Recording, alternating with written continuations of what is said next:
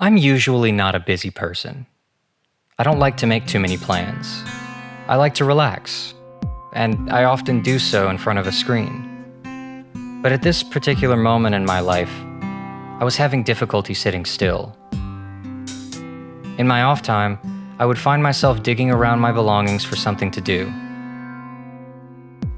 It was boredom, for which I could not find a cure. One weekend night, while I was sitting on my couch biting my nails and watching TV, I heard my phone ring in the other room. Thankful that something could momentarily release me from my shackles of tedium, I eagerly answered the phone. On the other line was a close friend of mine, who had just gotten out of the theater after seeing Sonic the Hedgehog 3. He excitedly asked me if I had seen it yet, and I told him that I hadn't. This only briefly deflated his enthusiasm as he pivoted from discussing the film to recommending it. He asked me next if I had ever played Sonic Adventure 2, and I once again said that I hadn't. Once again disappointed, but only temporarily, he said, "You really should. It's one of my favorite games." In a moment of error, and maybe because I was elated just to be talking to someone about anything, I claimed that Sonic CD was always my favorite Sonic game. With a little confusion and genuine curiosity, he asked me what I liked about Sonic CD and elaborated that he never understood the game's appeal. I said nothing. I had never actually played Sonic CD. I was only parroting an opinion that I had remembered hearing somewhere before. I was being a poser, and I couldn't hide it anymore. I was caught in a stupid, unnecessary lie.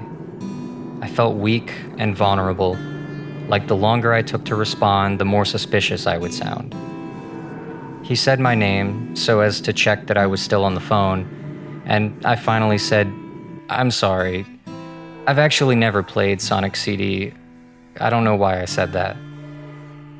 Another moment of silence, and then finally, he said, "It's all right," and asked if I had ever played any Sonic games. I remembered playing a couple of Sonic games on my PlayStation 2 when I was young. I had Shadow the Hedgehog, Sonic Unleashed, and Sonic Riders, but I only ever really played Riders. I wouldn't have called it a favorite of mine, but I made many fond memories playing it with my little brother. My understanding of Sonic as a series had always been that it was lame. I grew up during Sonic's dark age. I don't remember a new Sonic game being recommended to me until after Sonic Mania came out. I understood Sonic as a fallen icon and had never bothered to examine why he was an icon to begin with. After finishing our conversation and hanging up the phone, I sat ashamed and embarrassed for a minute. Then, finally, I decided it was time. I didn't want to be a poser anymore.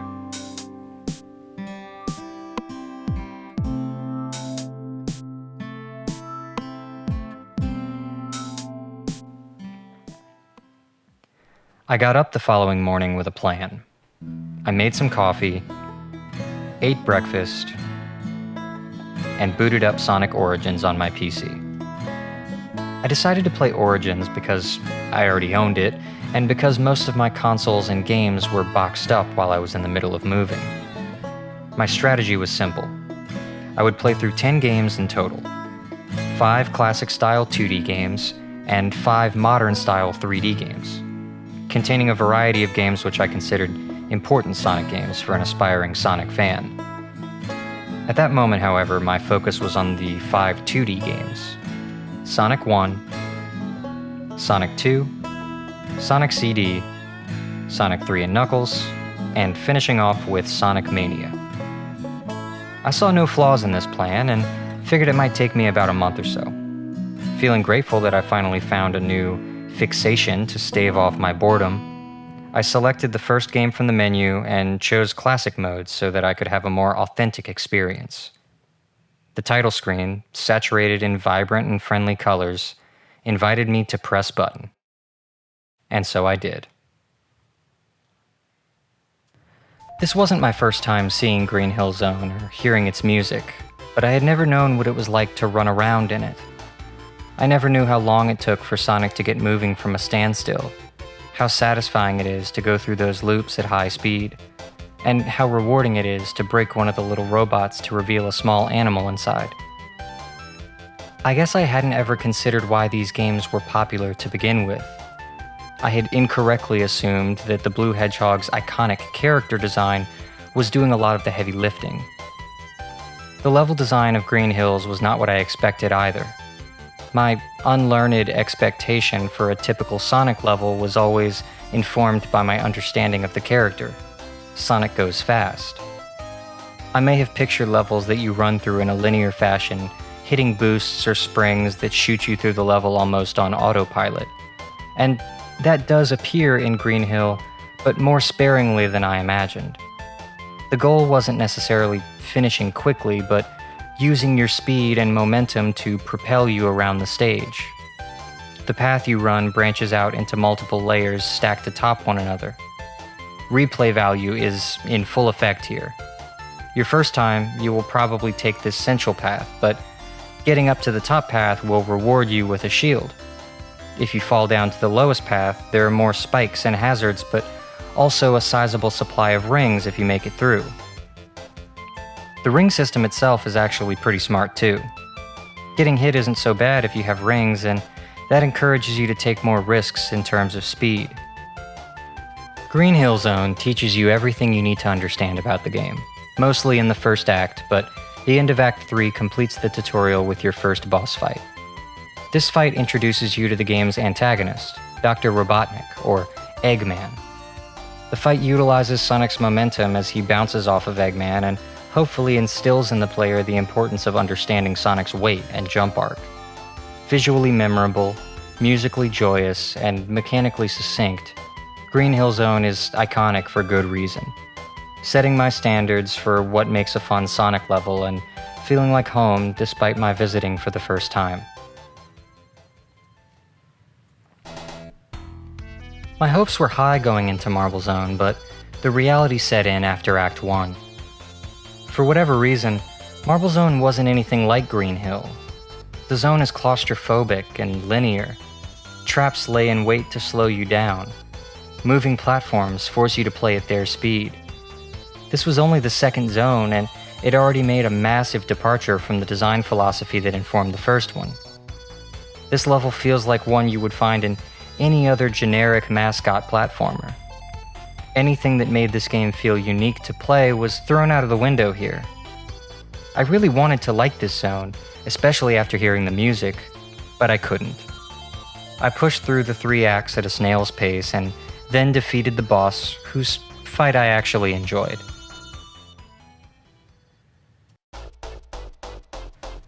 Springyard Zone, once again featuring memorable music, was more of a return to the speed and movement of Green Hill, but without the precision of that level. This zone felt messy, as if the assets and platforms were stitched together with no motive. I enjoyed all of the half-pipes and bumpers, but was agitated by these moving blocks and spiked balls. Those blocks angered me, as they moved slowly enough to make you impatient, but fast enough to occasionally crush you, circumventing your rings and killing you instantly. I also, once again, enjoyed the boss fight, so I was left with a generally positive opinion of the stage compared to Marble Zone. However, I wasn't prepared for the next zone. In the first minute of Labyrinth Zone, I realized the level's gimmick. Most of all 3 acts take place underwater. Sonic can't move fast underwater. Or breathe. So I practically crawled through this zone, picking off bubbles at every chance to avoid suffocating. Sonic needs a big bubble to catch his breath, but you can't control when the game spits out a big bubble.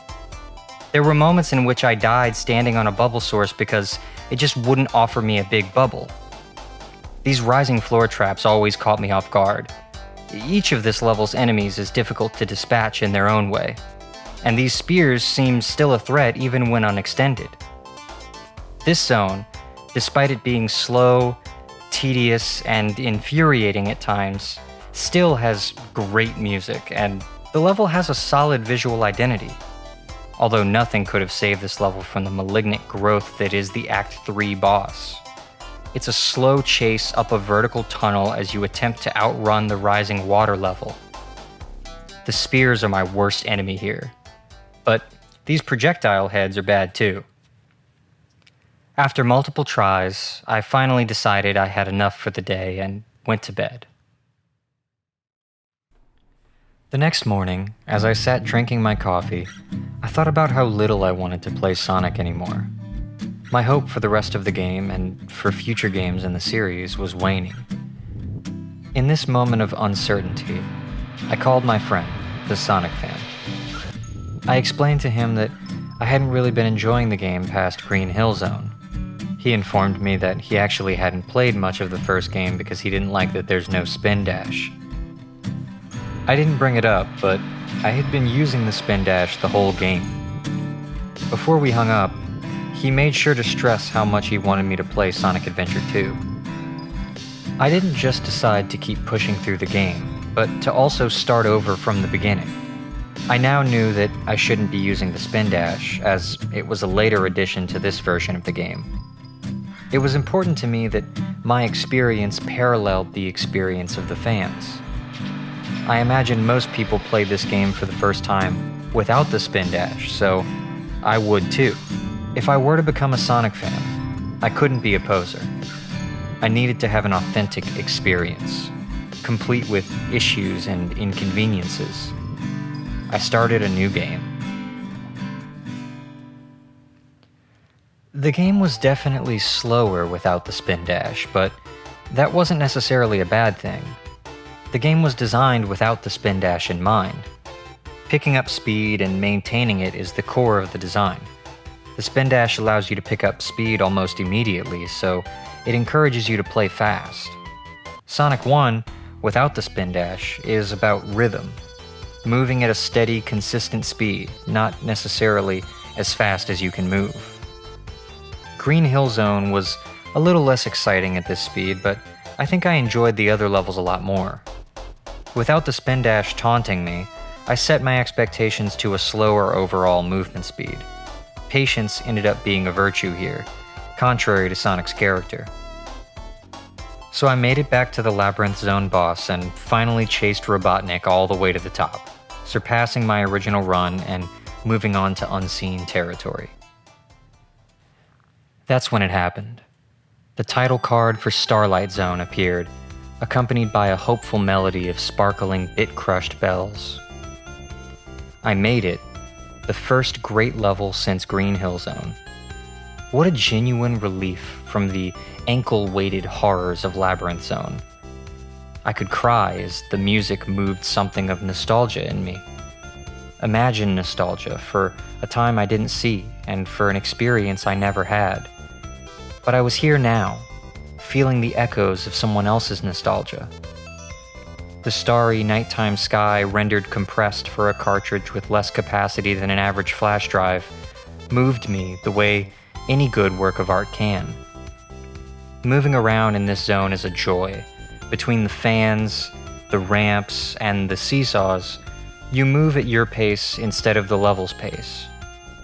The boss fight takes advantage of the zone's seesaw mechanic to make for a memorable end to an even more memorable zone that I was sad to leave behind me.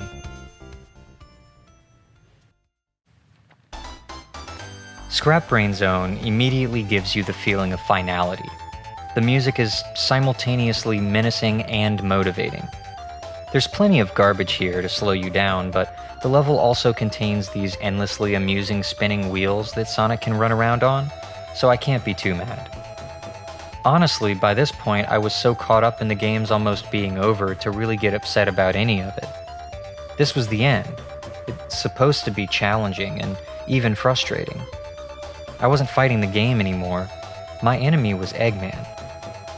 So when the third act of Scrap Brain dropped me back into Labyrinth Zone, I was even further immersed in the game's narrative. What could have been perceived as a frustratingly lazy reuse of assets I appreciate it as tying the zones together into a cohesive whole. I felt this was the ultimate obstacle, not just for Sonic, but for the player to overcome.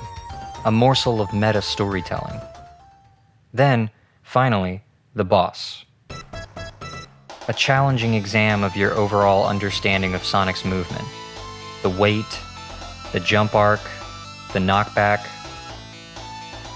The speed necessary to win here, I imagine, would have been made trivial with the use of the spin dash. But without it takes steady control, making your eventual victory feel even more earned. With the game finished, a reminiscing collage of scenes from the game plays over a medley of the different zone themes. Eggman then appears to show me how many emeralds I had failed to acquire, and then the game is over. I hadn't been exactly trying to grab all of the emeralds because these bonus stages weren't very fun, and I don't think it really changes much about the core experience with the game. It was late in the night by the time I saw the credits, and proud as I may have been of my accomplishment, I immediately crashed on the couch. The next morning, before getting back to Sonic, I decided to call my friend and catch him up to speed. Aside from our normal conversation, I brought up that I had finished Sonic 1 and he asked me what I thought of it. I told him that it wasn't perfect, but it endeared itself to me by the end. Before I could be more specific, he said that he was too busy to stay on the phone right now, but he hopes I like the spin dash in Sonic 2. Keeping my secret shame to myself, I said, "Can't wait." Right from the game's title screen, I was introduced to my new best friend, Miles Tails Prower, whose design complements Sonic's perfectly. Blue with yellow, speed with height. After pressing start and being impressed by the beautifully redesigned level title cards, I realized that Tails would be closely accompanying me throughout this game, as opposed to simply being an optional playable character. Although uncertain as to what Tails could provide the player from a gameplay sense, I appreciated that this would ultimately strengthen my relationship with Tails as a character. On my quest to become a Sonic fan, I was hoping to get attached to most of the principal cast. Emerald Hill Zone opens this game as a Green Hill lookalike. This made a lot of sense to me because it's simple, recognizable, and visually uplifting. There wasn't much wrong with Green Hill as an introduction, and I understand the point of Sonic beginning his journey in a familiar place. Emerald Hill is a great level, made even more fun by the freedom that the spin dash now offers. Even when I used the spin dash in Sonic 1, I used it as more of a crutch for when I'd lose my speed. In Sonic 2, the spin dash is core. What felt innocuous in Sonic 1 was now made integral, and it felt right. Emerald Hill is at least as fun as Green Hill Zone, only faster. At the end of Act 2, Eggman showed up to face me in a boss fight, admittedly much easier than the first boss of Sonic 1. I was curious whether this was some kind of mini-boss and anticipated another more difficult fight after Act 3. But there came my first big surprise of the game. When I first saw the intro card for Chemical Plant Zone, it hit me. This game's zones are only 2 acts. I didn't realize it then, but this change was huge. At the time, I simply shrugged it off, distracted by the zone's exhilarating anthem. Chemical Plant may be a water level, but I couldn't believe how much fun I was having. My second big surprise of the game. Not only is it a good water level, but it was probably my favorite zone up to that point in my journey. There wasn't anything like this in Sonic 1. Emerald Hill was solid, but this was more. I still felt that some sections were a little slow and frustrating, but for some reason I figured those parts would be avoidable if I paid more attention. This is also the level I discovered Sonic 2's bonus stages. You still need 50 rings, but instead of going through a giant ring at the end of the level, you must jump into these sparkles that appear at checkpoints. The bonus stages are better than Sonic 1, but still not great. I mostly ignored these stages. The boss of Act 2 ended up a little more tedious, but ultimately inoffensive. I was beginning to suspect that boss fights were not a strong suit of the series, but in every other regard, Chemical Plant impressed me.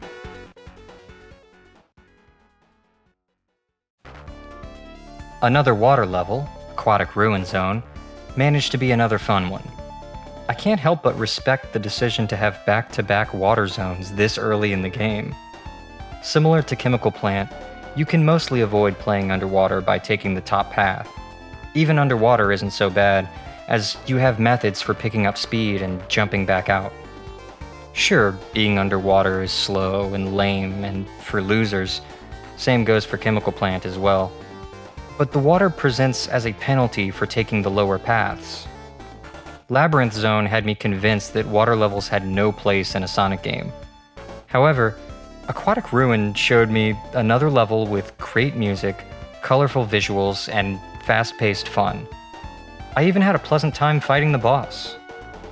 I enjoyed how the boss incorporated the arrows that I already had experience dealing with from the past 2 acts. I probably had more fun with Chemical Plant as a whole, but I wouldn't really be keeping track of my ranking from here on out.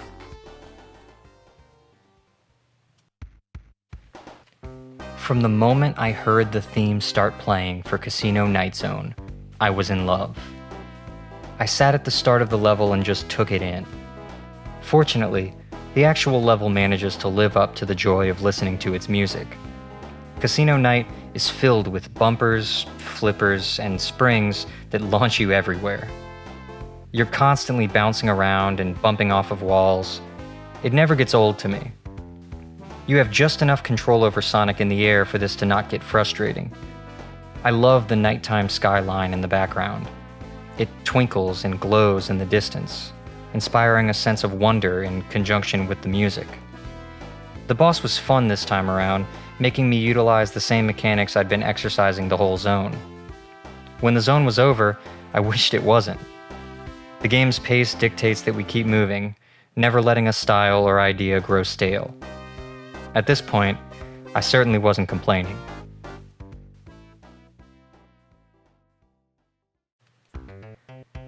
The only interesting thing to me about Hilltop Zone is that it wasn't that interesting. Don't get me wrong, it was still more fun than almost any level from Sonic 1, but I had been beyond impressed by the game so far, and Hilltop Zone didn't stand out too much to me. The music is good, but not the most memorable so far. The visuals give off Green Hill or Emerald Hill and don't do much to stand apart. I still enjoyed it, but I blew through it and then mostly forgot about it. The boss, much like the zone, was nothing special. If the rest of the game was worse, I'd probably have more good things to say about Hilltop, but in a game so far filled with excellence, it did not meet those same expectations.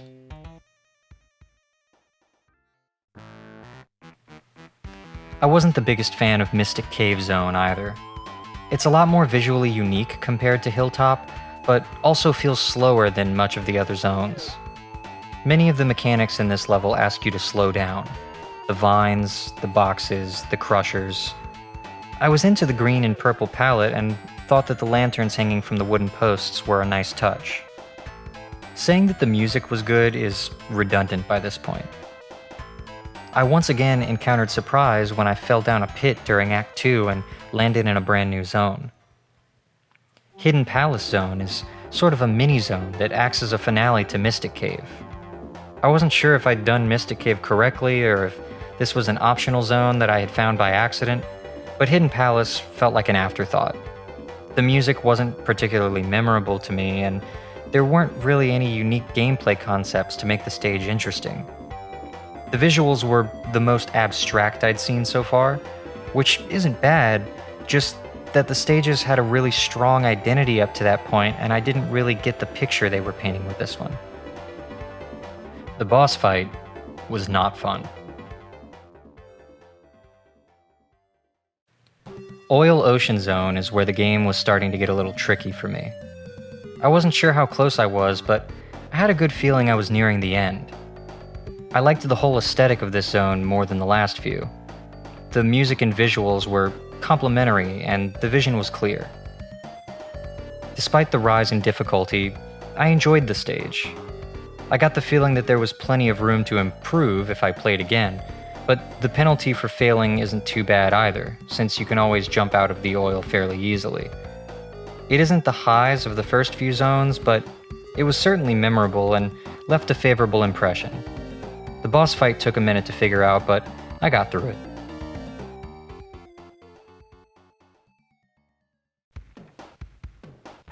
I was naive when I first started Metropolis Zone. I had figured that these Sonic games wouldn't be easy, but I was not expecting how aggravating this zone would end up being. I was convinced that this was the end of the game and saw the level's frustrating difficulty as natural and climactic. The visuals present a stage where machinery has fully taken over and the music propels you through its many daunting challenges. I will never be able to forget the stage's many infuriating enemies. These crabs and mantises are always placed in such a way as to catch you off guard. Even when I expected these hazards, I had a difficult time reacting. After Act 2 ended without a boss fight, I was sent immediately into the game's first Act 3. The final act of Metropolis Zone tested me unlike anything prior. Several moving platform segments slowed the level down to a crawl. Specifically one segment which took the already annoying starfish enemies and placed them along this tall screw and bolt platform, locking Sonic in position while the platform was rising. I had a game over here and decided to call it for the night, seeing as I wasn't the most eager to have to replay the first 2 acts of the zone. I had been playing Sonic 2 for so long that my eyes hurt. I slept sound that night, excited to get to finish the game the following morning. I slept in that morning. I had been losing sleep over the past few days and needed to catch up, but was eventually awoken by the sound of my phone ringing.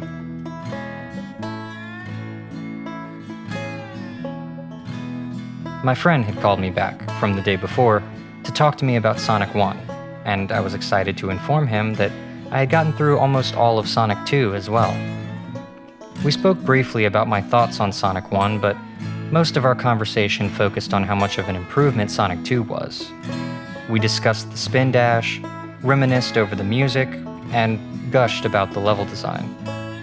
However, at some point, I brought up how I had found it odd that Hidden Palace Zone was accessed by falling through the bottom of Mystic Cave. He was silent for a beat, and then admitted that he had no idea what I was talking about, that he had never heard of Hidden Palace Zone in Sonic 2. After our phone call, I turned to the internet to discover that Hidden Palace Zone was a new addition to the Sonic 2 remaster included in Sonic Origins. In part because I realized that I missed an original boss fight, but also because I simply felt like conjuring an excuse to replay Sonic 2, I decided to start the game over from the beginning and simply avoid Hidden Palace Zone.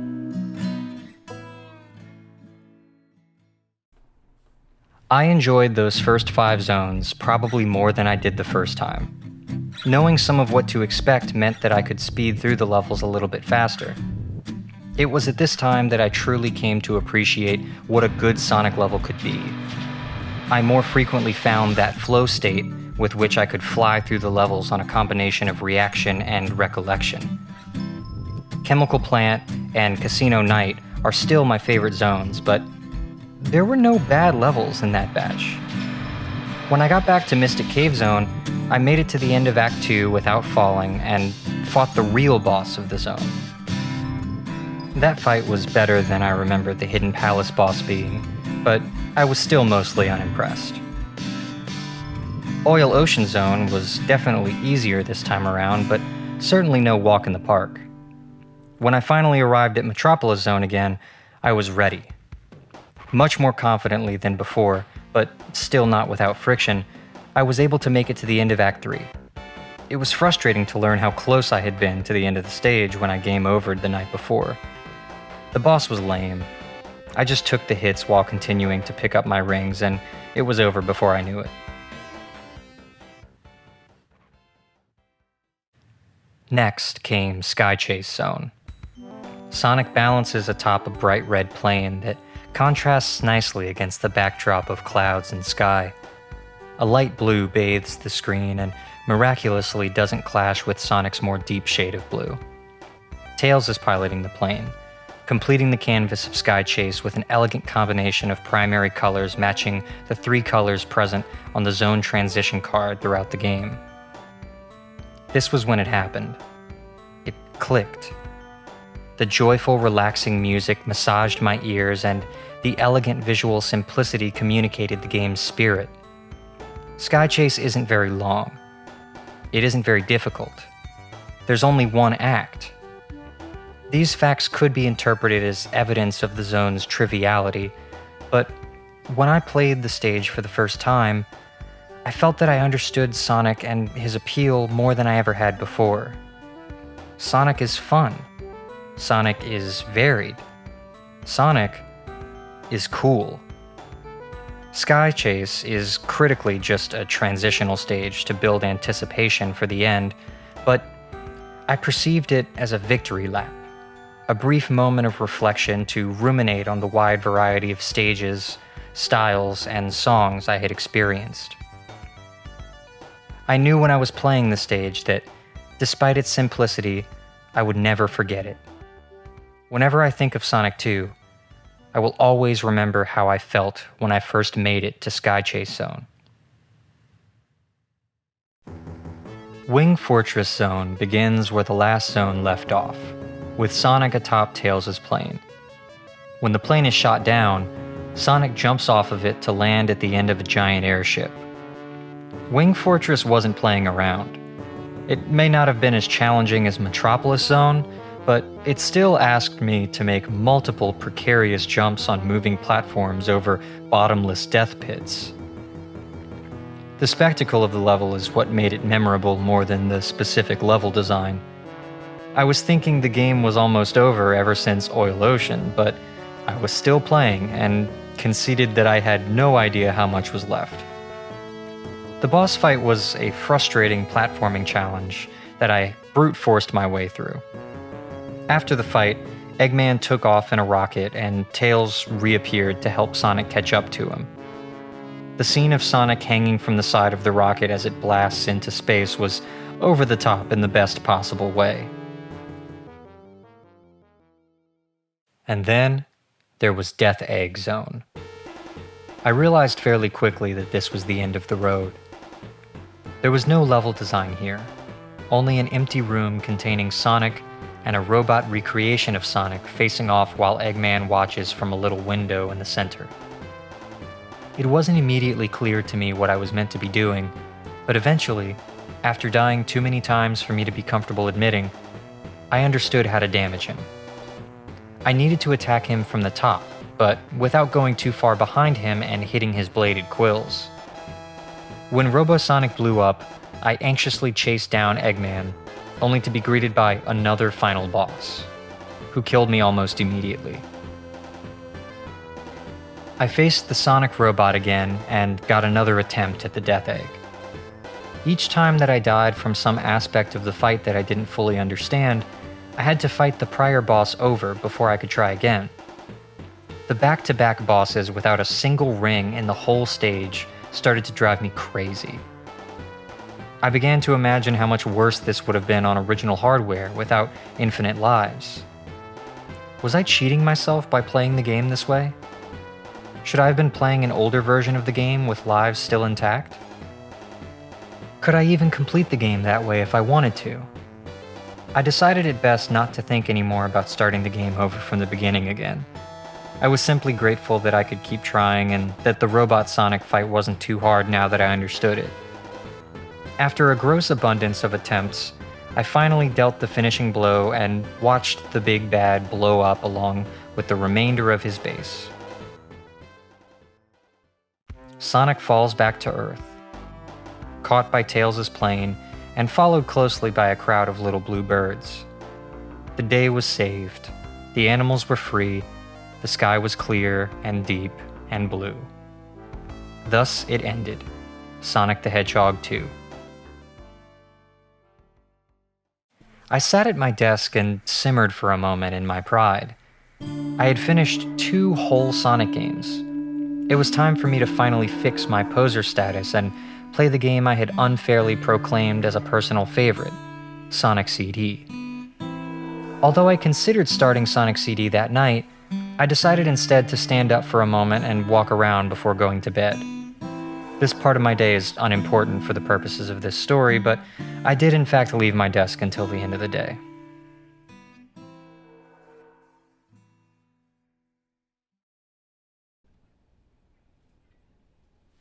I had arrived, the day on which I would discover why Sonic CD earned its cult status.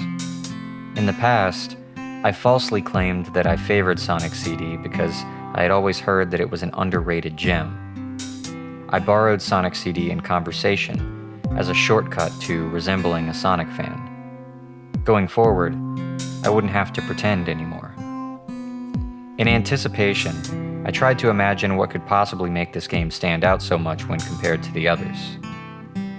I knew that it was on more obscure hardware, so perhaps its cult status was due to it simply not being accessible, trapped for years on a console that wasn't as widely owned. However, my speculation wasn't necessary. The game was now in front of me, and the controller was in my hand. I froze for a moment as I took notice of my choice controller. That PlayStation 5 controller was 30 years more advanced than the controller that Sonic CD was built for. I was playing on hardware that could only be imagined at the time of the game's release. My monitor was an alien device when put beside an old, heavy, ear-piercing CRT television. Sonic CD was never meant to be perceived this way. I wondered if this would affect my relationship with the game as a work of art. Would I not be able to understand or relate to the experience of an authentic Sonic fan? If I dislike it, could it be because I wasn't experiencing it correctly? If I enjoy it, did I really even play Sonic CD? This brief philosophical episode ended when I finally selected Game Start and was introduced to Sonic CD's spectacular intro animation, along with accompanying vocal track Sonic Boom. Again, I was struck with the same thought my mind conjured during Sonic 2's Sky Chase Zone. Sonic is cool. The first vocal track of my Sonic journey was etching its catchy ghost into the hallways of my brain as Sonic ran along walls, jumped off of boulders, and launched himself into the air with grace and confidence. Then, straight into the first zone. Sonic CD began with Palm Tree Panic, forgoing the use of the word zone in the level titles. Aesthetically, it was yet another Green Hill type level, but with the checkerboard pattern traded in for triangles. The robot enemy corpses bloomed into pink flowers instead of releasing small animals like in the previous games. The level begins with a ramp or loop of some kind that pivots the camera angle behind Sonic. I played Sonic CD in 2025, and I was still impressed with that little technical flex. After landing, the level properly started, and I was immediately introduced to the game's gimmick: time travel. I ran through a signpost, and Sonic started sparkling. After picking up enough speed, a short cutscene played, and the level transitioned to an alternate version placed in the past. There are signposts throughout each level that will either read past or future and will take you to one of the level's 4 variations, assuming you're moving fast enough. Past, present, good future, and bad future. I didn't know at the time how many versions of a level existed, but I got to the end of the first level with little issue. The bonus stages work like Sonic 1 instead of the sequel. If you have enough rings, you can access the special stage through a ring portal at the end of the zone. The acts are called zones in CD, by the way. The special stages were actually my favorite up to that point. Sonic runs around a small 3D space as you attempt to destroy these UFOs. I failed the first one, but had a good time doing so. In Zone 2, I discovered this little machine that I jumped onto and destroyed. I didn't realize the importance of this object and moved on, but mysteriously got the message, Sonic made a good future in Zone 2 after finishing the stage. I completed the Zone 2 special stage and acquired a gem. Not a Chaos Emerald, but a Time Stone? Zone 3 had no actual stage, no time variations, and was instead reserved only for the boss fight. Sonic CD does not place bosses at the end of the levels anymore like the previous games. Each boss fight gets Zone 3 all to itself. The boss wasn't too difficult. Jump into Eggman's mech at the right times to destroy it. When Palm Tree Panic was over, I wasn't sure if I was unimpressed with the level design or simply thrown off by the game's numerous changes from Sonic 2, but I pushed on.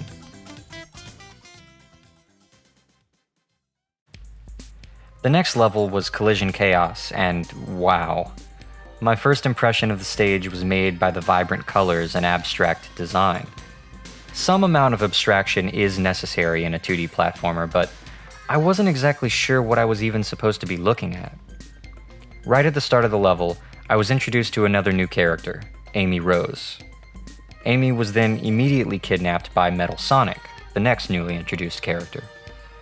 Sonic's narrative up to that point was cool and unique. Animals fighting for their home against a mad scientist. The damsel in distress cliché felt out of place here, but I loved Metal Sonic. If Sonic represents life and nature, Metal Sonic is the perfect foil for him. He's a cold, shiny parallel to Sonic, robbed of all of the traits that make Sonic who he is. And Metal's design is just really clean. Collision Chaos is a sort of pinball-inspired level, like Springyard Zone and Casino Night Zone from the last two games. It contains bumpers, flippers, and springs that make movement a little more unpredictable, but in a fun way. At this point, I noticed that Sonic CD didn't seem to have the same flow that I'd loved so much in Sonic 2, instead being paced more like the first game. The boss fight was just a pinball table that I had to climb up. A little bit tedious, but not too difficult.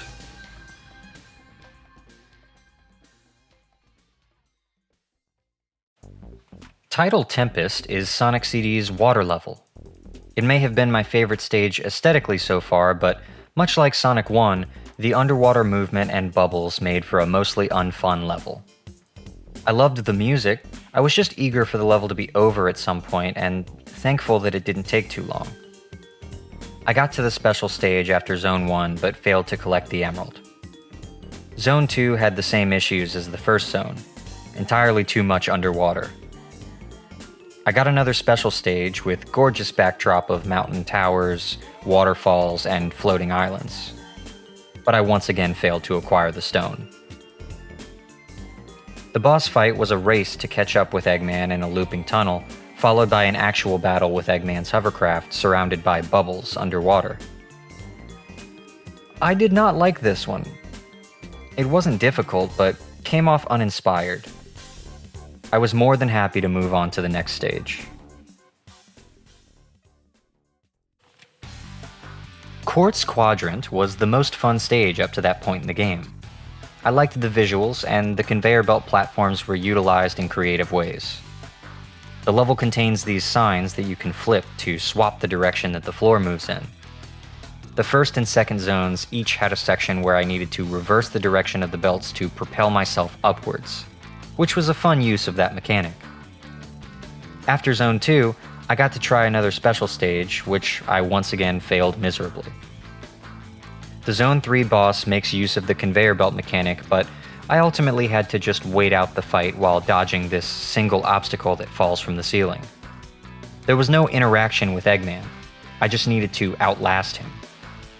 Another boss that wasn't too difficult, but also wasn't fun. I enjoyed the stage as a whole, though.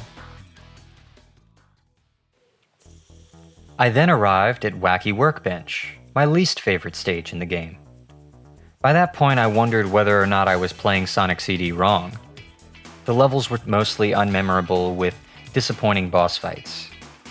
I could definitely see the appeal of the visuals and soundtrack, but I just felt as though the look of each stage was too busy and it made everything sort of blend together. Unfortunately, the music had been hit or miss for me too. Wacky Workbench in particular centers around these glowing floors that launch Sonic into the ceiling. I would often need to get really close to the ground to continue, but constantly got launched back up to the top. This made for an incredibly tedious and often frustrating experience.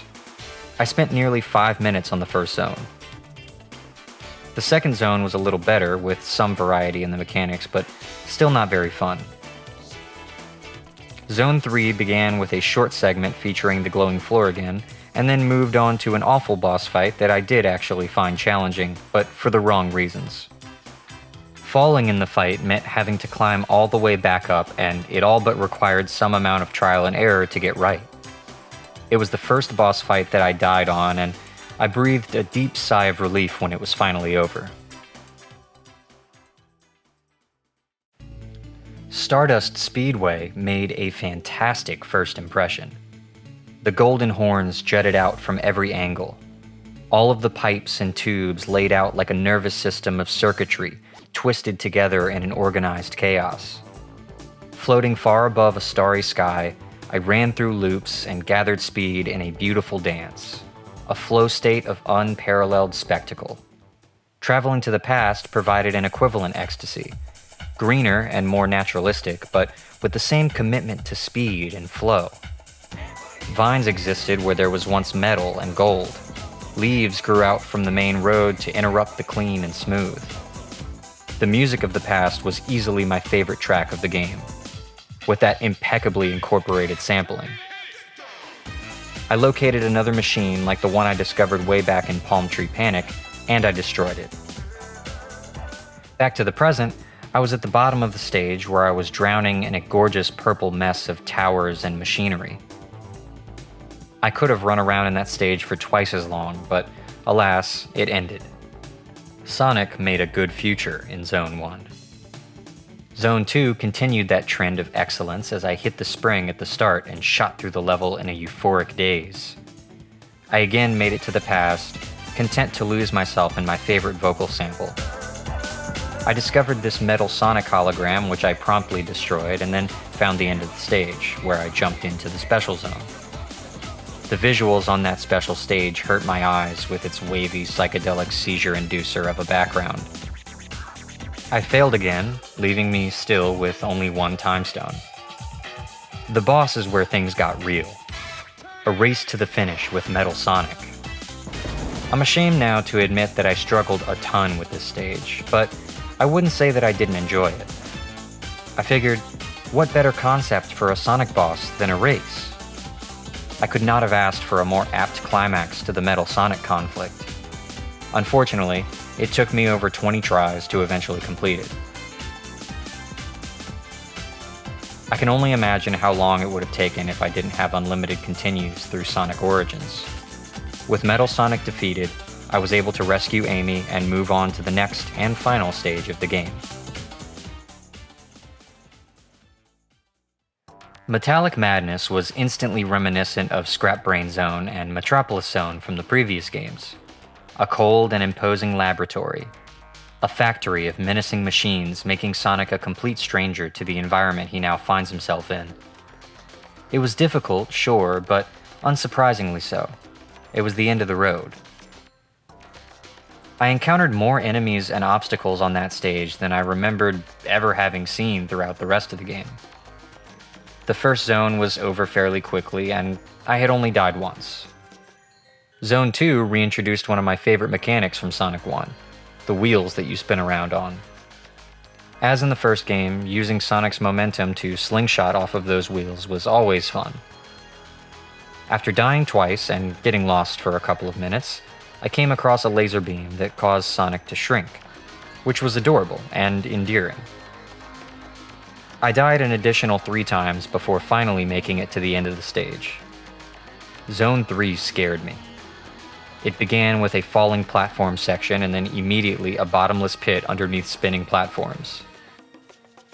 Then you fight these floating bugs as a mini-boss before even being allowed to attempt the final boss. I made it through all of that on the first try, but was then extremely nervous about screwing up and having to play through all of it again. And then I screwed it up. Each time I played the first segment again, I got worse at it. I fell into the bottomless pit once, but then had another try at the boss. I died again. I fell into the pit again, and then fell a second time too. The next attempt, I got to try the boss again, and got there with a shield power-up as well. The shield ended up giving me the extra hit that I needed to finally defeat Eggman, and I was rewarded with another masterfully animated cinematic as the credits rolled on Sonic CD. After the credits finished, the planet I had set free reappeared with text reading, "Try again." I was tired, and my feelings on Sonic CD were complex, so I decided to give Sonic a break and start the third game the following day. After sleeping on it, I couldn't shake the feeling that I had played Sonic CD incorrectly somehow, that I had robbed myself of a proper and authentic experience with Sonic CD. I wondered if Sonic Origins had changed things or trivialized certain aspects of the game. I seriously considered replaying all 3 of the games I had already finished, but through the GameCube ports on the Sonic Mega Collection and Sonic Gems Collection. I already owned both of those compilations, but they were buried in boxes somewhere, tucked away in an overstuffed walk-in closet, along with my GameCube. I did enjoy Sonic CD, especially the last 2 stages, but still felt as though I was missing something. I decided for the time being to ignore those feelings and move right along to Sonic 3 and Knuckles. Booting up Sonic 3, I was greeted by an uncanny 3D render of Sonic that I felt personally was a massive downgrade from the title screens of the prior games, but I suppose at the time it was impressive. The game began spectacularly as the second one had ended, with Sonic perched atop that glorious red plane piloted by Tails. I had genuinely missed Tails in Sonic CD and was happy to see him return here. Sonic jumps off of the plane and blasts ahead with the new golden palette. I knew this form was called Supersonic because I haven't lived under a rock my entire life, but that had been my first time seeing it in the series up to that point. When Sonic then crashes into the game's new antagonist, Knuckles, he becomes blue again, and 7 gems flew from his body. I interpreted this to mean that collecting the 7 emeralds would allow me to use Supersonic, and I appreciated the way that the game presented that information to the player. Knuckles, being an obnoxious asshole, stole all of the emeralds, laughed at Sonic and Tails, and then ran off. Angel Island Zone embodies the spirit of the previous starting zones while still being visually unique. I was fond of the focus on foliage and the general forest aesthetic, paired with rope swinging and climbing waterfalls. The background gave the impression of a more cramped environment as opposed to the openness of Green and Emerald Hill. But then you can climb above the tree line and get a view of the blue ocean with islands beyond. Similar to Sonic 2, I could jump into the top of the checkpoints to access the bonus stages. That first bonus stage I played was based on the bonus stages for Sonic 1, but with an added slot machine instead of a maze and an emerald at the end. I had fun with it, probably because I secretly have a gambling problem, but no real money was involved, so I can't be judged for it. I was a little confused as to why there was no Chaos Emerald at the end. However, I carried on with the level. There was a great segment where I hit 2 loops in a row, followed by a trip up the interior of a giant tree. I was surprised when I arrived at what looked like a boss fight, and instead, a swarm of robots firebombed the stage. The next section of Act 1 was then bathed in flame. That transition felt like magic to me. It was exciting to see the level change aesthetic so drastically mid-level, and it highlighted the damage that Robotnik is doing to the environment. I got another bonus stage at the checkpoint and found a different minigame than the first time. It was like a toy capsule vending machine that I had to climb the walls of to collect a prize. I was able to grab a shield and then continued. I eventually realized that the shield gave me a new bounce move that wasn't present in the other games. It made it feel more like a bubble, and I could now reach new heights with it. Not long after, I found an item box with a flame on it, and it gave me a new shield. A fire shield that allowed me to dash forward instead of bounce. I loved the new movement options they gave me and wondered if there were any more types of shields. But then I made it to the boss. The same robot from before. The boss was pretty simple and was made almost trivial by the flame shield. When I defeated it, it occurred to me that I had only played through Act 1. I was curious if every zone would have an Act 1 boss fight now. At the start of Act 2, I ran straight into a giant golden ring and was transported to a new type of special stage. Get blue spheres. I quickly gathered what the objective was, and although I failed, I enjoyed it. I suspected that I would get an emerald if I completed it, as that made the most sense, and that the checkpoint bonus stages were just for collecting rings, lives, and power-ups. I don't think that I need to mention how great the music is anymore. It's just a given with these games, but I definitely had this level theme in my head for a while. I got to try another special stage and was thankfully able to grab the Chaos Emerald at the end. Back to the main stage, suddenly I was running from an airship dropping bombs behind me.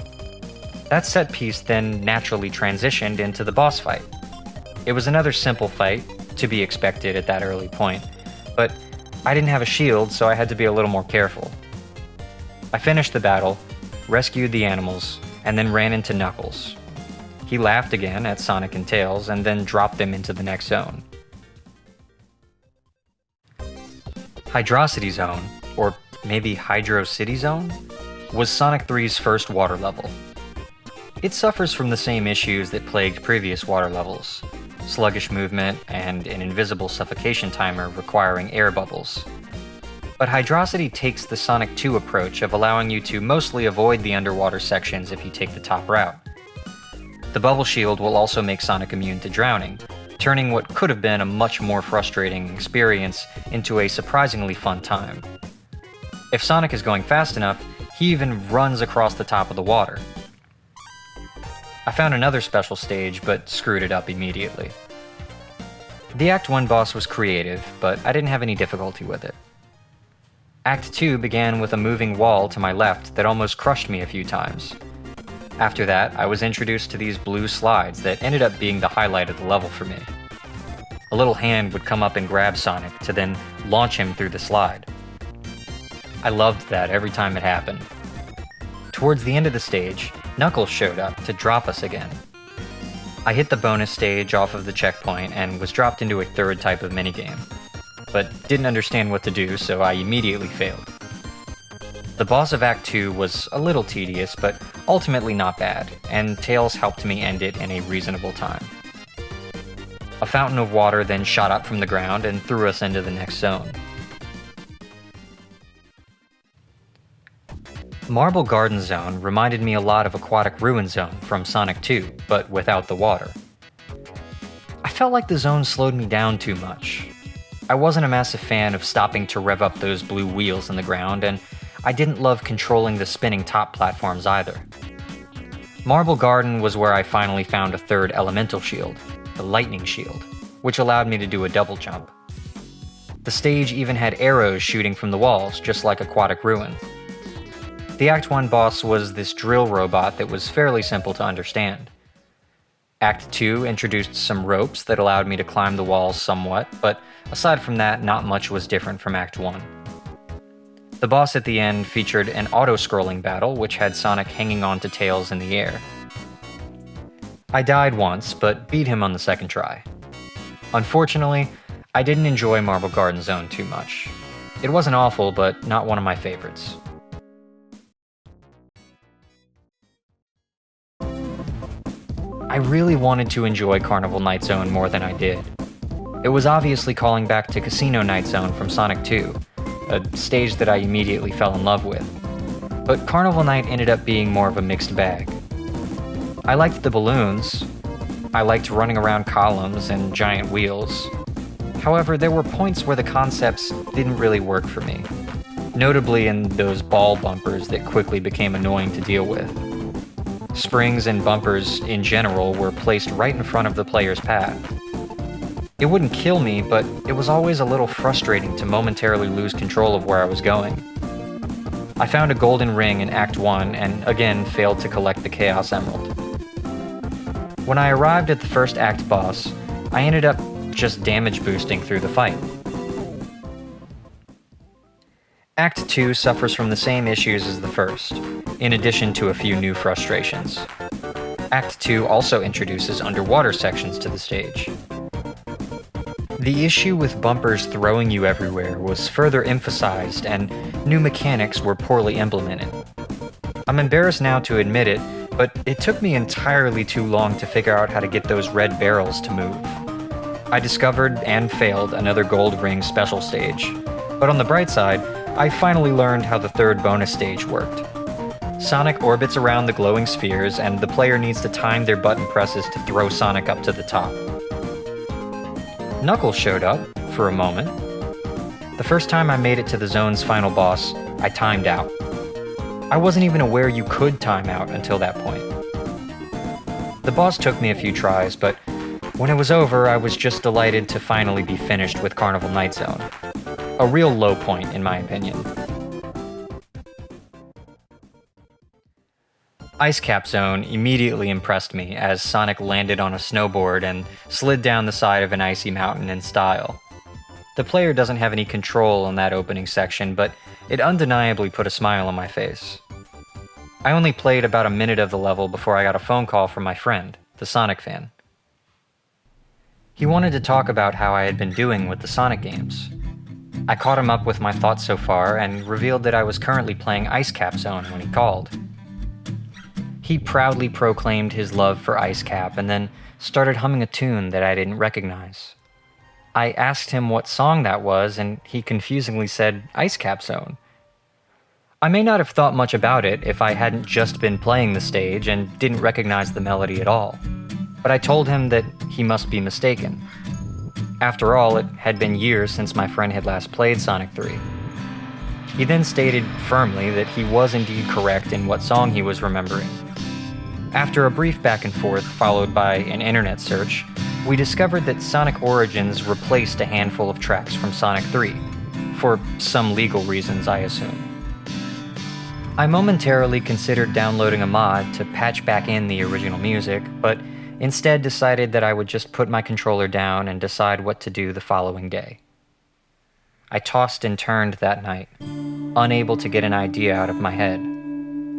I knew that I had Sonic Mega Collection and Gems Collection on GameCube in a box somewhere. If I could just find the box with my GameCube in it, I could then plug in my CRT television and get as close to an authentic experience as was within reason. Was I crazy enough to start again from Sonic 1, just so that I could say my relationship to the games was more true? Was it important that I play the games in their original engines, or were the rebuilt modern versions close enough? Did I want to spend days sitting in front of a tiny ear-ringing box TV? I thought, maybe I am crazy, but I don't want to be a fraud. I don't want to be a poser.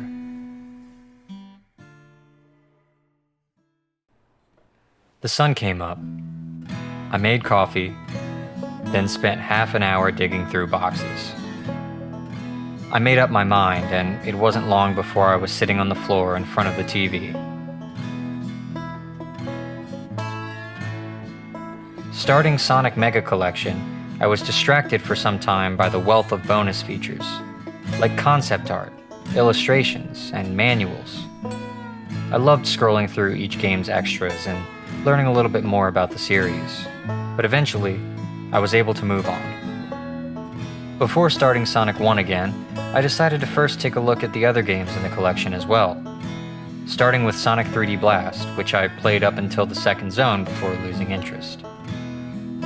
The game was charming, but gave the impression that the development was preoccupied with being 3D without offering any reason why that might be an improvement over, or at least a worthy alternative to the 2D platformers. The controls were slippery, the visuals were bland, and the level design was uninteresting.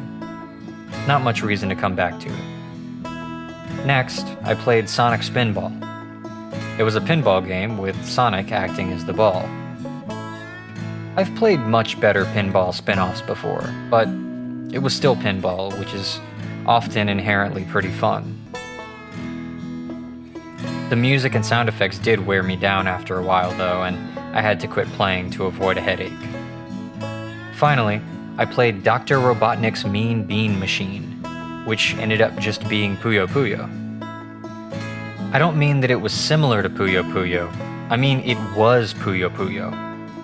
I guess that Sonic and Puyo Puyo have a history together because I remember Sonic being a playable character in Puyo Puyo Tetris 2. I like Puyo Puyo, but there wasn't much else for me to see after a single stage, and I moved on to revisit Sonic the Hedgehog. Going back to the first game felt rewarding.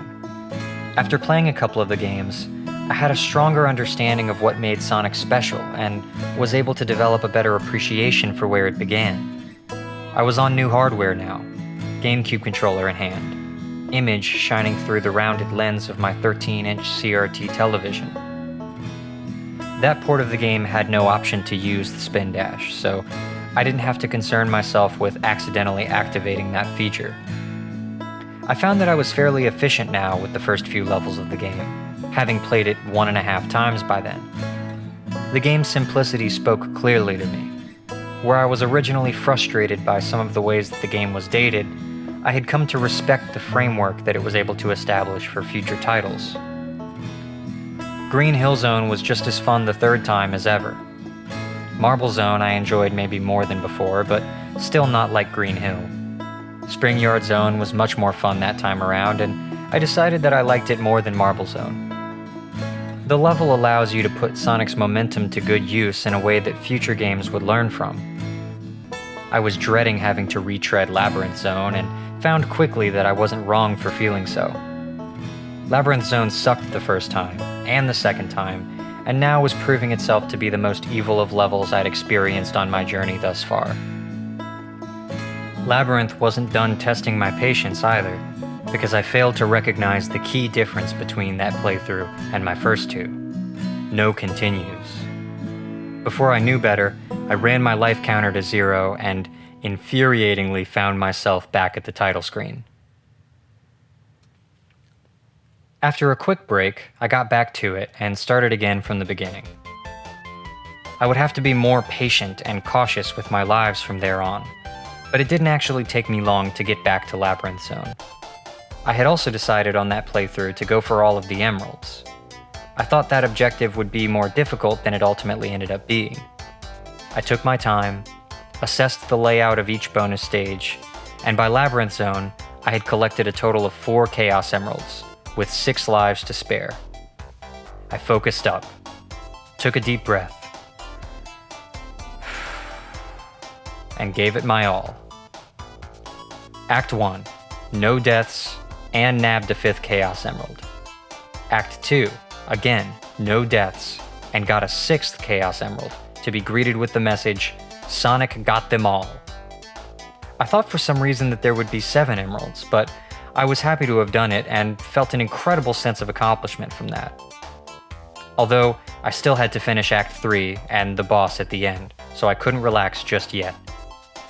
I started with 7 lives to complete the stage, and by the time I made it to the boss, I had 8. After all of that stress I had built up in anticipation for the fight, I completed it on the first try. I had a strong feeling that I would be able to finish the game now, but was definitely less familiar with the back half of the game, so couldn't be too confident. However miraculous it may seem, I didn't end up having too much trouble for the remainder of the game. Starlight Zone was still an absolute joy to experience, and I now reflect on it as my favorite stage in the game. Scrap Brain Zone was a little more frustrating than I remembered it being, but ended up not giving me too much trouble. Act 3 sending the player back to Labyrinth Zone was a dirty move that I still can't help but respect in its boldness. I approached the final boss not any longer an amateur, but now an expert. I had played Sonic 1 as totally as I could and earned a victory that I could truly be proud of. After the credits rolled, instead of try again, I saw Eggman aggressively stomping on the word that I had longed to see for several playthroughs now. End.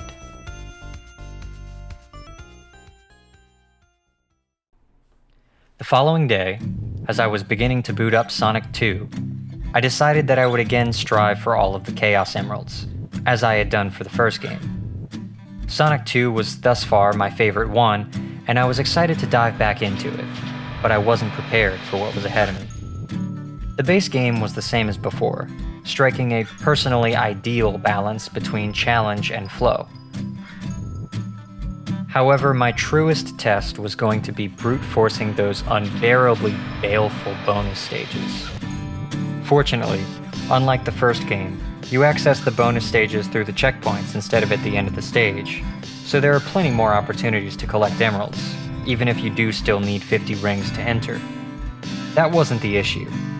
The bonus stages in that game are demanding. The amount of rings needed to complete them doesn't leave much room for error, and Tails lags behind you by a significant enough time frame to be frequently colliding with the bombs. When first tackling Sonic 2 on the Mega Collection, I went through the game as normal and did the best I could do when I encountered bonus stages. When I made it to the final fight with the Death Egg robot, I had only collected 4 emeralds. I debated internally on whether I should just finish the game as normal and move on to Sonic CD. Instead, I started the game over from the beginning. With the past 2 hours of my life wasted, I tried being more diligent. I took more time in each stage, patiently protected my minimum 50 rings, and searched for all of the checkpoints I could find. Yet, my end goal still eluded me. I was tormented by Tails and his insistence on constantly robbing me of victory. By the end of that second attempt, I had 6 emeralds.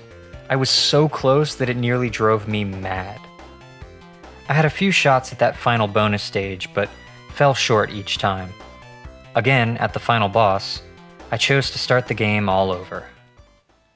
On my third attempt, I wasn't playing around anymore. I had just about memorized every pattern for every bonus stage except for the last one. I collected the first 4 emeralds by the time I made it to the end of Chemical Plant Zone. I had the next 2 by Casino Night. With 1 emerald left to conquer, I leaned into the screen and gripped my teeth. At last, after 3 playthroughs in a single long, demented day, I finally had all 7 Chaos Emeralds, and I could cruise through the remainder of the game with Supersonic, an absolutely satisfying reward for an unquestionably insane challenge. I slept better that night than I had in weeks. Sonic CD wasn't featured on the Sonic Mega Collection, so the next morning I switched over to the Sonic Gems Collection. With a new compilation came a new set of extra games to explore. The first game I tried was Sonic the Fighters, an arcade fighting game with Sonic characters. It wasn't good. I made sure to try a match with each of the characters available, and I even completed the arcade mode with Bark the Polar Bear. I didn't know who that character was, but I just kept winning with him. Once I watched the credits roll, I figured I had seen enough and decided to never play it again. The next and final game I played before starting Sonic CD was Sonic R, a Sonic racing game for the Sega Saturn. If I'm being perfectly honest, I expected not to like it. I hadn't been impressed by any of the spin-off games that I'd played so far.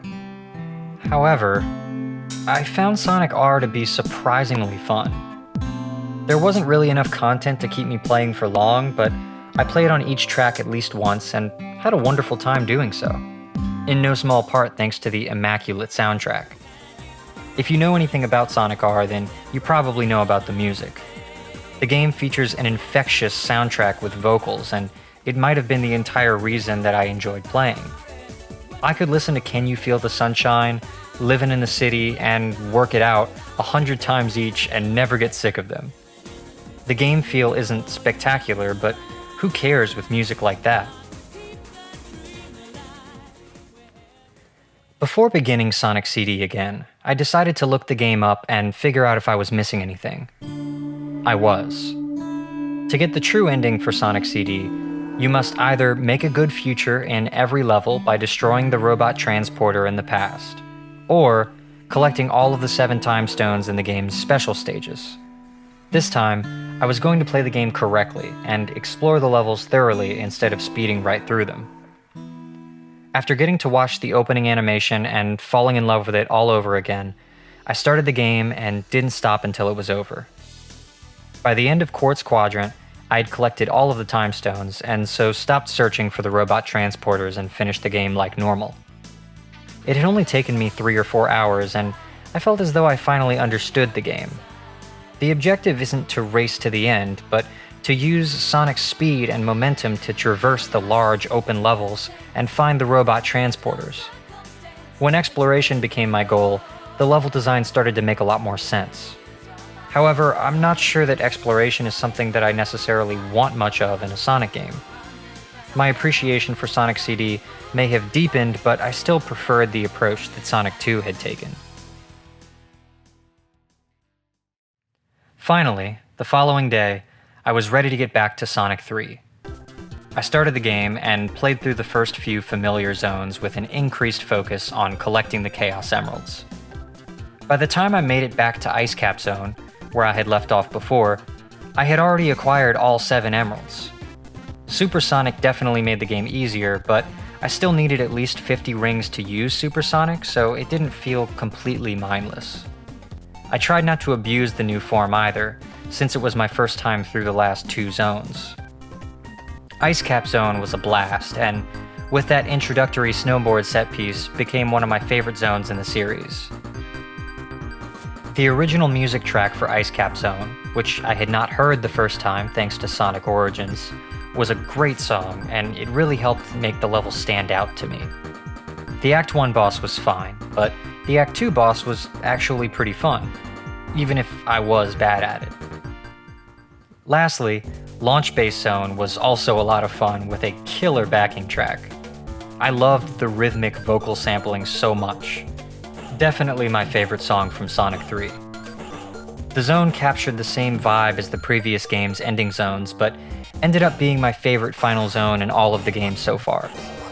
The visuals were extremely memorable, with the massive metal egghead looming on the horizon with purple checkerboard floor and contrasting yellow brick walls. The first act boss was, again, just fine, nothing special. The game ends with a boss of 3 distinct phases. You fight a stationary Eggman while he hurls cannonballs at you.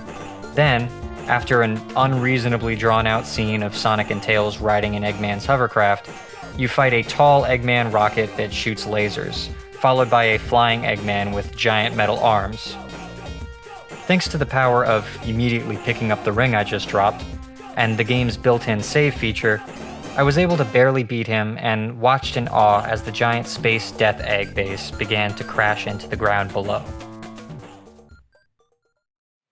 I knew that I still had the second half of Sonic 3 and Knuckles to play, but strangely, when starting Sonic and Knuckles from the Mega Collection, I couldn't continue my save from where I left off in Sonic 3.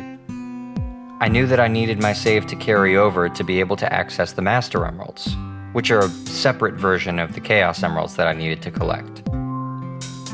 So I went to my computer to look up how to keep playing without starting Sonic 3 over from the beginning. Apparently, I needed to unlock a separate combo game, Sonic 3 and Knuckles. For some reason, that required me to start up both Sonic 3 and Sonic and Knuckles 20 times each. 40 times I started one of the games, waited for the game to load, and then returned to the collection's game menu. Then, finally, I unlocked a new option, Sonic 3 and Knuckles, and my save file was there, safe and sound. I was tired though, so I decided to pick things up the following day and get some rest.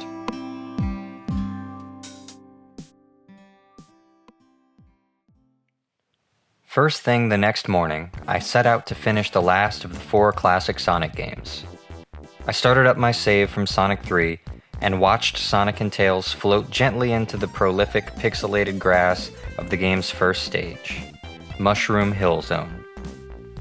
It may be an odd take, but Mushroom Hill was probably my favorite opening zone in all of the games. It stuck out visually by ditching the repeating geometric dirt patterns of Green Hill, Emerald Hill, and even Palm Tree Panic. Both Angel Island and Mushroom Hill feature more naturalistic dirt with a slightly different color palette, but Mushroom Hill has its signature mushrooms that you can bounce on and metal bars to swing from. The zone is fairly open and explorable, but still fun to flow through at high speeds. Sonic & Knuckles continues with the same bonus stages as the first half of Sonic 3.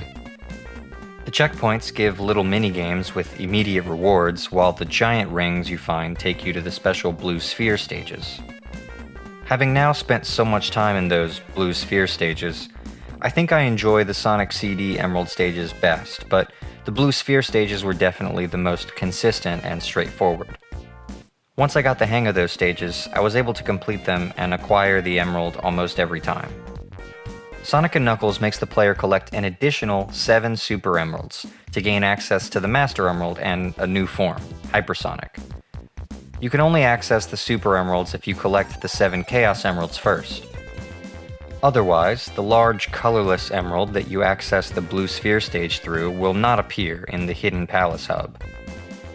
That extra level of context only really justifies the addition of 7 more emeralds to collect. The way you collect the emeralds doesn't really change other than the lore behind them. So needlessly cumbersome explanation aside, I needed to complete 7 more blue sphere stages. The Act 1 boss for Mushroom Hill was simple, but not bad. I loved seeing the color slowly drain from the stage through the second act, until destroying Eggman's machine and bringing the once lush green back to the foliage. It was that sort of limited environmental storytelling that really stuck out to me in Sonic 3 and Knuckles. The final boss of Mushroom Hill was an auto-scroller, injected with energy and spectacle. A fantastic end to the beginning of the second half of Sonic 3 and Knuckles.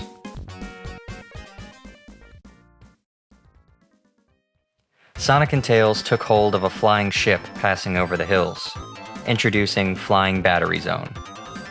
On first glance, Flying Battery Zone may look a lot like Wing Fortress Zone from the end of Sonic 2, but Flying Battery was so much better. I enjoyed Wing Fortress, but it wasn't one of my favorites in Sonic 2. Flying Battery carries a similar visual aesthetic, but excels in music, spectacle, and level design. Running around the large, grated tubes and being flung around by delayed springs and grounded dash panels was endlessly entertaining. The mid-zone mini-boss was a robot in disguise that you must trick into bashing itself in the head. The second act was mostly more of the same as the first, but why complain when it never stops being fun? The zone final boss was a little disappointing, as you only dodge easy-to-read attacks until it kills itself, just like the mini-boss. One quick race against a rising floor later, and I discovered the real final boss of the zone. A more involved and climactic fight with flames, spikes, and spinning weak spot to time your attacks with. With Eggman defeated again, Sonic ran to the right, straight out of the ship's exit door, and landed in the next zone. Sandopolis Zone was, unfortunately, not one of my favorite zones. Sand you slowly trudge through, rocks you wait to push, platforms you patiently perch from. The stage was slow and cumbersome to navigate. The Act 1 boss is almost humorous in how much waiting it demands. To make things worse, Act 2 introduces a darkness mechanic and accompanying ghost enemies that require you to regularly pull down on persistently placed chains to relight the stage and avoid the swarm of spirits. The boss at the end was alright, but required more hits than felt natural to me. And then that annoyance of a zone was over. Far below the deserted, flame-lit tunnels of Sandopolis, Sonic and Tails landed in Lava Reef Zone. At the start, I wasn't crazy about the stage. An average level with platforms to climb and projectiles to avoid. I enjoyed the music a lot, but at this point I could say that about almost any zone in any of the games. I finally grabbed the 7th Super Emerald and gained the ability to become Hypersonic. However, I decided not to use Hypersonic because it might have invalidated any challenge in the remainder of the game. I fought a team of metal tentacles and an oversized robotic hand. Then, the glowing red and orange of the lava falling behind Sonic and Tails began to darken until it was like a light bulb that had gone bad. Continuing along to the right welcomes walls of soft, rocky blue, with quartz and crystals hanging from above, breathing in gradually shifting colors. That mid-zone transition was delicious, and the way it leveraged the visuals and music to create such a satisfying change in atmosphere had not only moved into my mind rent-free, but carved its name into the walls in a declaration of ownership over the space. The zone ends with an auto-scrolling segment, followed by a boss made trivial by a flame shield that can be found in the arena directly above the fight. I loved it. Then I had made it to the endgame. Hidden Palace Zone wasn't really a stage, only serving as a climactic setting for finally duking it out with Knuckles. The actual fight with Knuckles was less challenging than it was narratively satisfying.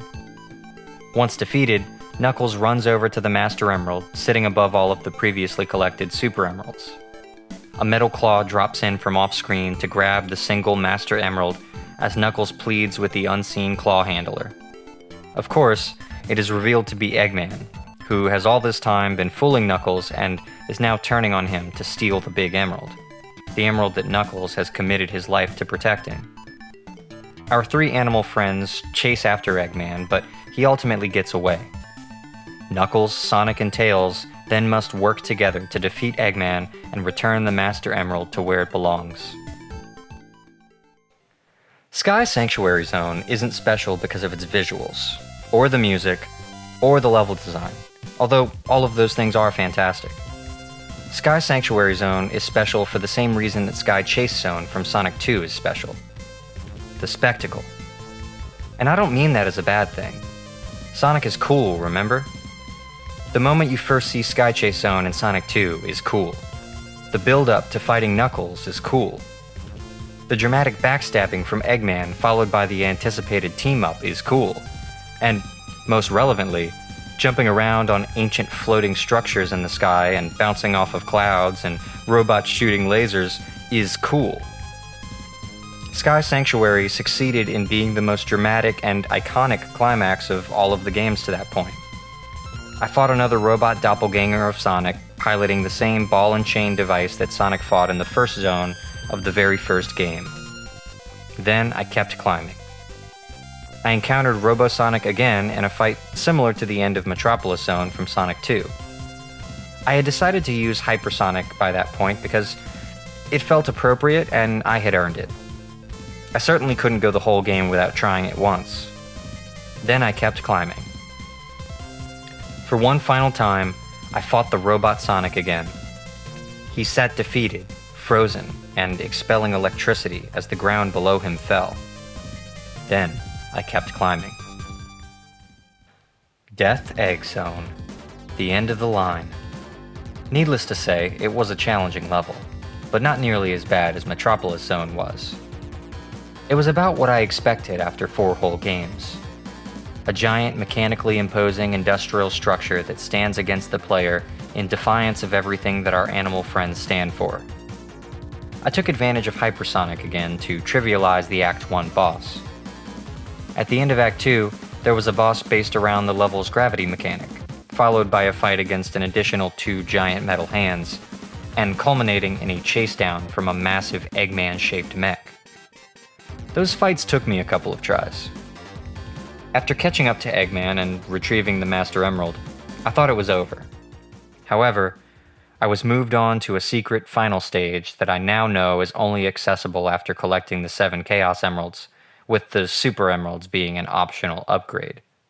The Doomsday Zone is a boss fight stage where you play as Super Sonic to dodge asteroids and missiles while battling Eggman's rocket ship in space. It sounds pretty badass in theory, but in practice, it was actually pretty annoying.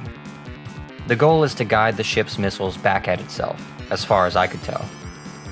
The hitbox on the cockpit that you lead the projectiles to is smaller than I'd like, and time is a limiting factor since Sonic and Hypersonic form eat up rings every second. It didn't hold me up too long, I just didn't really enjoy it. Which was fine, because it was a short, optional climax on a mostly phenomenal game. After presumably murdering Dr. Robotnik, Sonic carefully carried the Master Emerald back into the atmosphere and placed it into the care of Tails and his shiny red plane. The emerald got brought back to Knuckles on his island, and Sonic and Tails flew off as the credits rolled in front of them. I was struck in that moment with the reality that not only had I finished all of the original Genesis Classic Sonic games, but I had now played them several times and collected all of their optional emeralds. Something was still bugging me, though. I didn't feel as though I had become intimate enough with those games. I still didn't feel deserving of calling myself a Sonic fan. I hadn't finished a casual playthrough of Sonic 3 because my first and only time through was preoccupied by collecting all of the emeralds. Not to mention, I still didn't know how different the original hardware would make the experience. Was it worth it to go back and play the games again with a Genesis controller? Were there any important aspects absent from the Mega Collection ports? I didn't own Sonic 3 or Sonic & Knuckles on the Genesis. I didn't have a Sega CD to connect to my console for Sonic CD. I did own Sonic 1 and 2 on Genesis, but if I started down that rabbit hole, I'd have to purchase the other games and a Sega CD on the internet. I concluded that I just needed to sleep on it. The next day, after the sun had fallen enough to color the sky a dark orange, I had come to a decision. I dug into my boxes and found my Genesis, along with my copies of Sonic 1 and 2. After almost an hour of frustrated troubleshooting, ending in the realization that my console's AV cable was damaged, I swapped it out with the RF cable from my NES and was ready to start Sonic 1 again. I played Sonic on the Sega Genesis up until Labyrinth Zone, where I became annoyed and then turned it off. I then put in Sonic 2 and played up to Casino Night Zone, when I was interrupted by a phone call from my friend, the Sonic fan. We spent some time catching up, and I informed him that I had finished the original 4 games. I told him that I played a few of them more than once. I explained that I collected all of the emeralds in each of the titles. He asked if I was about to start Sonic Mania, and then I opened up about my reservations regarding authenticity. That I was trying to play the games again on the Genesis, just to be sure that no one could accuse me of being a poser. In the way that only a cool and reasonable person could, he comforted me and said that people will accuse me of fraudulence anyway. He said that it sounded like I did more than most Sonic fans would. He kindly told me I was being silly and that I was ready to appreciate Sonic Mania as much as anyone else. That reassurance ended up affecting me because I installed Sonic Mania before I went to bed that night. I knew almost immediately after opening Sonic Mania the following day that I had put it off for far too long. Sonic Mania is an absolute goddamn masterpiece. I was in awe of the modernized but still incredibly faithful presentation. The sprite work, the level designs, the music, all in service of improving and refining without abandoning what made the other games great.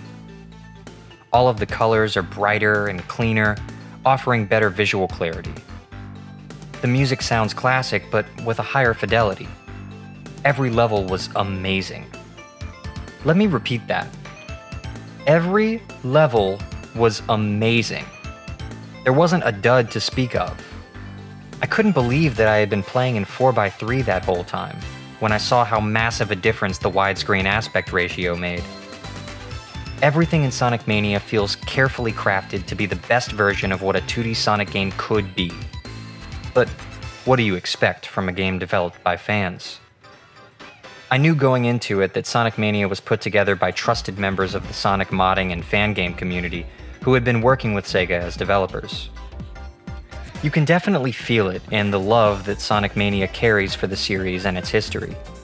Most of the levels in the game are returning zones from previous games, but they still manage to feel shockingly original in spite of that. The first act in each zone is a sort of mashup of all of the original zone's acts. Then, the second act introduces some new mechanic or gimmick to create an entirely new experience. For instance, the game's second stage is Chemical Plant Zone from Sonic 2, which starts off fairly normal in Act 1, like a tapestry of sections from both acts in Sonic 2. Then, Act 2 introduces some syringes with fluid in them that change the water into a bouncy gelatin-like substance. Suddenly, you're being launched up into the stage's ceiling, and navigating Chemical Plant becomes new and exciting again. As I went through the game, I felt a real giddiness every time I would get to a new stage and see what zone was returning next. Every few zones, there would be a wholly original zone unique to Sonic Mania, and those stages ended up being my favorite.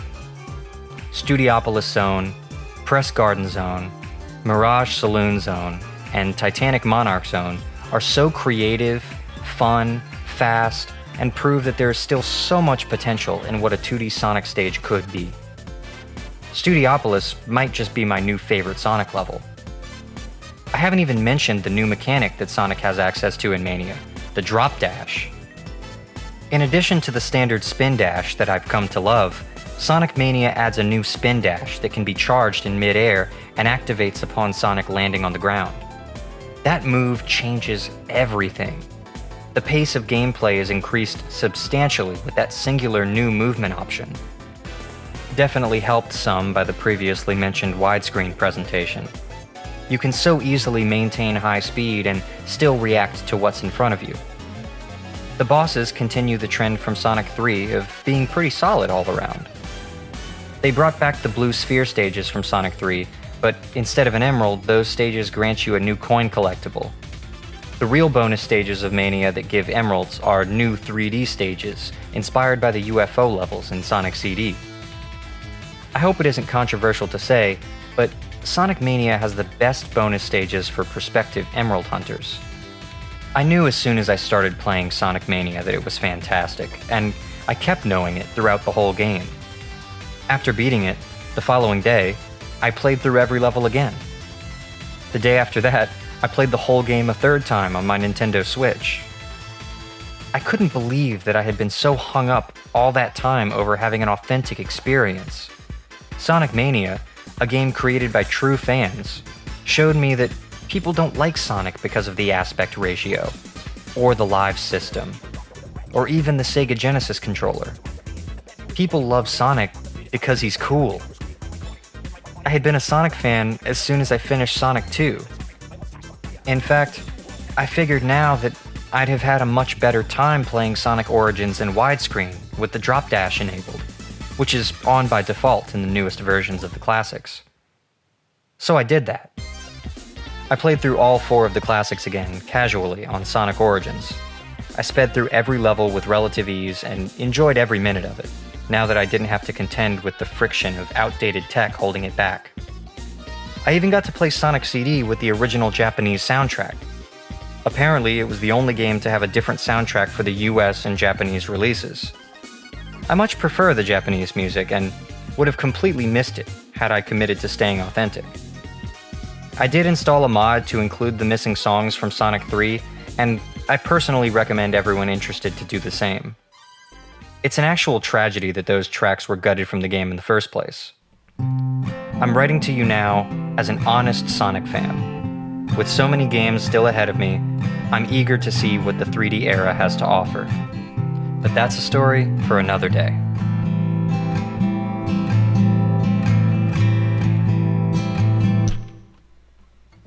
You don't have to explain yourself to me. I'm not half the person I used to be. If I give you a chance, will you disappoint me?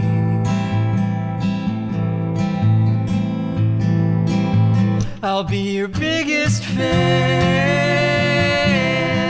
biggest fan, biggest fan, biggest fan.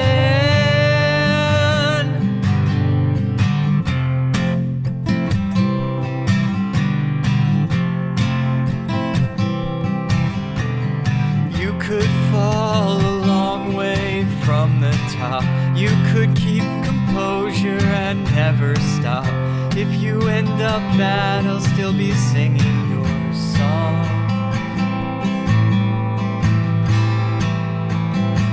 I'll be your biggest fan.